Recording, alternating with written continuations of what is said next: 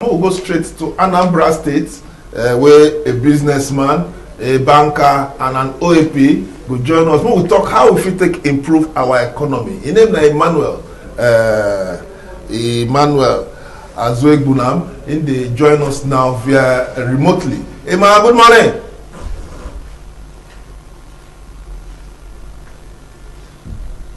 Emmanuel, good morning.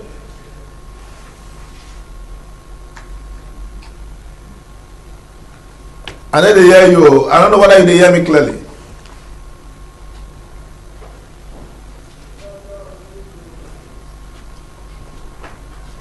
Emma, if they hear me, I don't know whether they hear me clearly. You hear me? Can you hear me? They hear you now, clear. They hear you clear. Emma, when they talk about how we fit take improve our economy, they for Anambra State and Anambra, one of the places we say my business they go on where we're steady. What do you feel say this incoming administration fit do to improve our economy? Audio. You know the man come again. Where you dey na Anambra State, and Anambra na one of the biggest business place for Nigeria. You now with the Anambra, and as an OAP, a businessman and a banker, what do you feel say this incoming administration fit do to make our economy improve?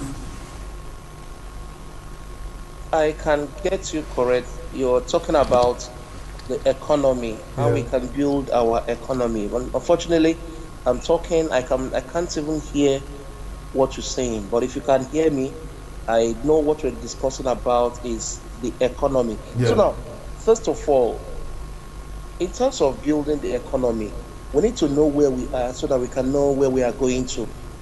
Nigerian economy, as of 2014, was described as the third fastest growing economy in the world. It shows us how robust we were then. But from 2014 till today, 2023, a space of 8 years, what has happened? We've gone down the index, and many things are not really working well. So we need to retrace our steps to know what went wrong, what are those things that happened that made us to be where we are today. First of all, in order to improve our economy, we need to improve on security. It's very important. Security is essential. If without people being secure, they can't go out. There's only a living person that can go out and engage in business or anything. Then, of course, without security, foreign investors, people, not even local investors, will not even invest in anything.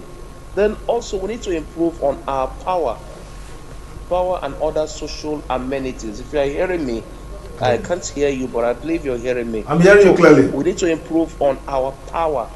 You know, right now, the national grid falls. The next 1 minute you hear it has fallen. The second minute it has risen.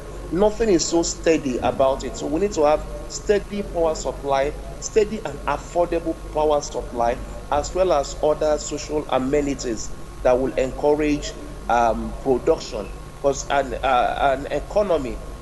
an economy to thrive, we need to have increase in the production.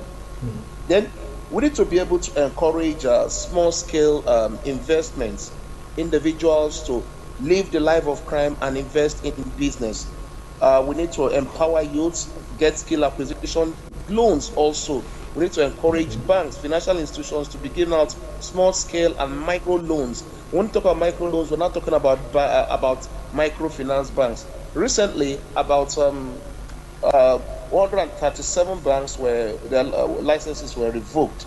Now, I don't know the extent of the intervention that the CBN did to those banks before wielding the big stick of revoking their license, because that's like a final action, revocation of license. I don't know what they've done, but they also have tried the best to show up these banks, to assist these banks to stand on their feet. Because when we talk about loans, when we talk about micro level empowerment, micro level improvements on our economy, we should be talking about microfinance banks. When we talk about microfinance banks, we should be talking of how do we help them to stand on their feet so that they can play their roles as the pilots of the economy.